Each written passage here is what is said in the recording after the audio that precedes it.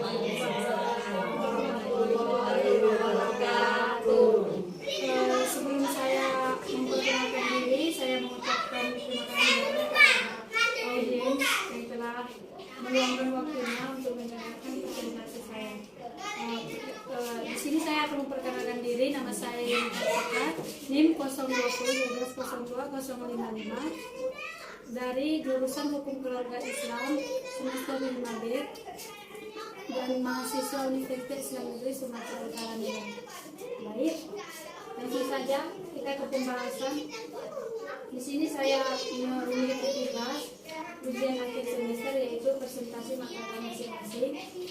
Di sini saya akan membawakan judul yang berjudul dengan mediasi sengketa waris. Nah, sebelum kita masuk ke judul inti, yaitu mediasi dalam sengketa waris, ada baiknya kita mengetahui terlebih dahulu apa pengertian dari mediasi. Ibu-ibu, teman-teman, kalian tahu apa pengertian dari mediasi?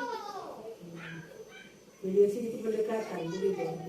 Mediasi itu pendekatan antara kedua belah pihak. Sebelum ini, coba dia tahu. Untuk mencapai kata kedua belah pihak. Jadi mediasi itu adalah pihak tengah, pihak yang stabil, nggak memihak kanan ataupun kiri. Jadi kalau ada masalah yang nggak bisa diselesaikan itu ya pakai mediasi, biar ada kata mufakat kayak kata Ibu tadi. Jadi di sini saya akan menjelaskan juga pengertian dari mediasi, yaitu proses perundingan antara beberapa pihak dalam menyelesaikan masalah yang dibantu oleh seorang mediator. Dan terdapat juga, kalau kita lihat dari segi etimologi, berasal dari bahasa Latin, yaitu diaret, yang berarti berada di tengah. Makna ini menunjukkan pada peran yang ditampilkan pihak ketiga sebagai hakim dalam menjalankan tugasnya menengahi dan menyelesaikan sengketa antara pihak. Mediasi merupakan salah satu cara penyelesaian sengketa yang bisa digunakan oleh pihak yang bersengketa, dibantu oleh mediator sebagai penegak guna untuk menyelesaikan masalah dengan jalan damai. Dalam mediasi ada seorang yang menjadi penegak yang disebut mediator. Jadi mediator itu pengertiannya yaitu seseorang yang memiliki kekuasaan hakim untuk menjadi penegak bagi kedua belah pihak yang bersengketa, yang menangani, mengadili, dan menggali lebih jauh pokok permasalahan yang sedang dihadapi para pihak yang bersengketa. Jadi mediasi itu bisa meliputi cerai, sengketa tanah, sengketa waris, dan lain sebagainya. Kita sudah mengetahui pengertian dari mediasi di atas, jadi kita masuklah kepada judul inti, yaitu mediasi dalam sengketa waris. Dalam Islam ada 4 unsur. Pertama, adanya proses saling mewarisi. Yang pertama, adanya orang yang meninggal dunia atau disebut dengan pewaris. Yang kedua, unsur kedua, adanya orang yang akan mendapatkan warisan atau sering disebut juga dengan ahli waris. Jadi unsur yang ketiga yaitu harta yang ditinggalkan orang yang meninggal atau disebut dengan tirkah. Dan yang keempat, unsur keempat yaitu ketentuan bagian tertentu ahli waris untuk mendapatkan warisan. Sebelum itu kita akan membahas tentang pengertian kewarisan dalam Islam. Secara bahasa, kata warisan memiliki beberapa arti, yaitu mengganti, memberi, dan mewarisi.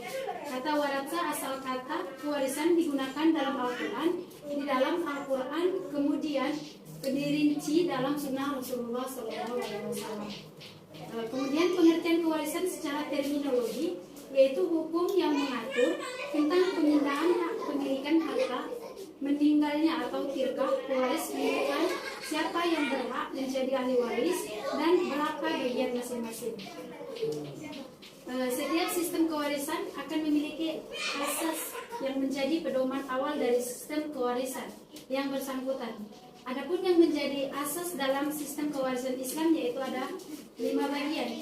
Yang pertama, asas berlaku dengan sendirinya atau disebut dengan isbaril. Dan pengertiannya yaitu pemindahan harta orang yang telah meninggal dunia kepada ahli waris berlaku dengan sendirinya. Itu dinamakan dari yang disebut dengan asas isbaril. Dan yang kedua yaitu asas bilateral atau individual. yaitu asas di mana tiap ahli waris, baik laki-laki maupun perempuan, dapat menerima hak pewarisan dari pihak kerabat ayah maupun ibu. Yang ketiga yaitu asas penyebarluasan dengan prioritas ditangkap di lingkup keluarga, yaitu suatu asas yang menegaskan bahwa pembagian harta warisan berkemungkinan mencakup banyak ahli waris. Dan asas yang keempat yaitu asas persamaan hak dan perbedaan, yaitu tidak membedakan hak untuk mendapatkan warisan antara laki-laki dan perempuan. Yang kelima yaitu asas keadilan berimbang, yaitu dalam ketentuan hukum waris senantiasa terdapat keseimbangan antara hak dan kewajiban. Nah, adapun sebab terjadinya hubungan waris itu ada dua bagian. Yang pertama yaitu karena adanya hubungan keluarga atau disebut dengan nasab, dan bagian kedua yaitu karena adanya hubungan perkawinan. Jadi asas sebab terjadinya hubungan kewarisan itu tadi ada dua ya kan Bu? Yang pertama yaitu karena adanya nasab, yang kedua karena adanya perkawinan. Masuk ke pembahasan berikutnya yaitu unsur-unsur kewarisan. Kewarisan itu ada 3 bagian. Yang pertama yaitu ada pewaris yang meninggalkan harta warisan disebut dengan pewaris. Pewaris yaitu orang yang sudah dalam keadaan meninggal dunia. Dan yang kedua yaitu adanya unsur ada harta warisan.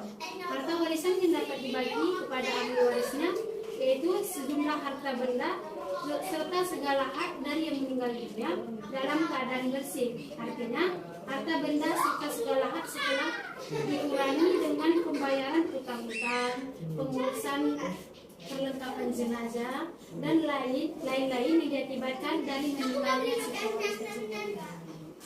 Dan yang unsur ketiga yaitu ada ahli waris, adalah seorang yang menggantikan kedudukan pewaris dalam bidang hukum, kekayaan karena meninggalnya pewaris, baik karena penunjukan undang-undang maupun karena pewasiatan. Baiklah, cukup sekian presentasi dari saya. Kepada teman-teman atau ibu ada yang ingin ditanyakan?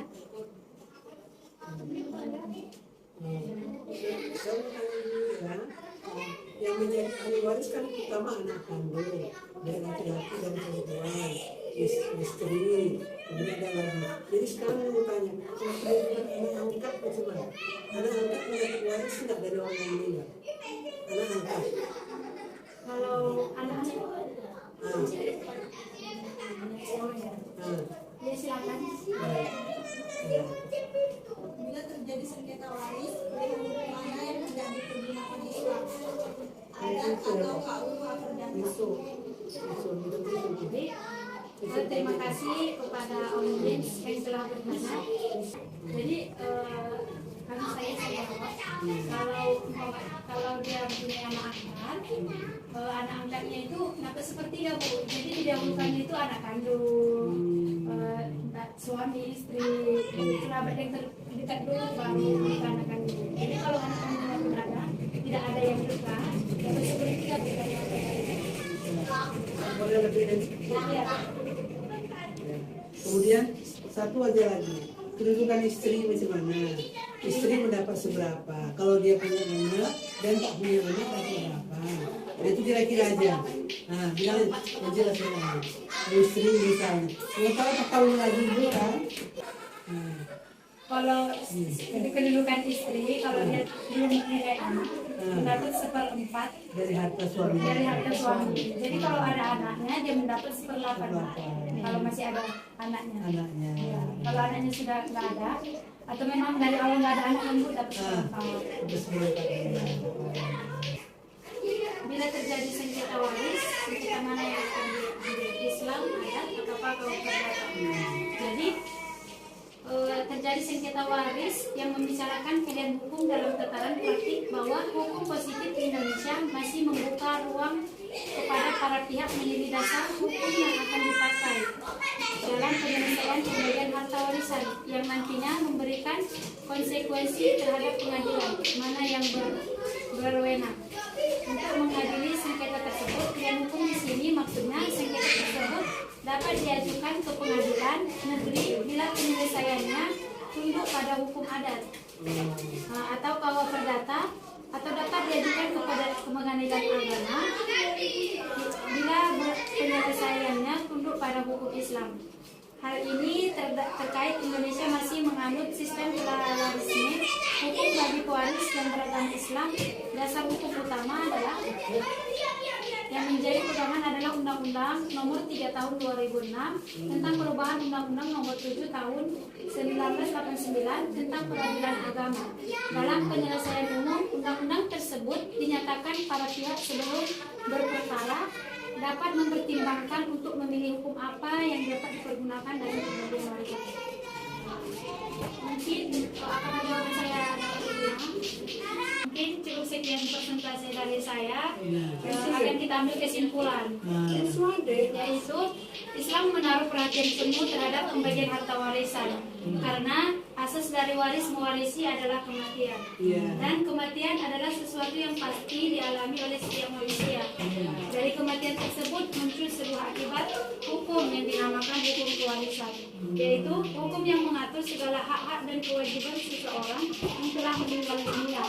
Mengatur dalam hukum kewarisan ada istilah yang tidak bisa dipisahkan dari pengertian hukum waris itu sendiri. Yang pertama yaitu waris, yaitu dana yang berhak menerima pusaka orang yang telah meninggal. Yang kedua yaitu warisan, yaitu harta peninggalan ataupun surat wasiat. Yang ketiga yaitu pewaris, yaitu orang yang memberi pusaka, yakni yang meninggal dunia dan meninggalkan sejumlah harta.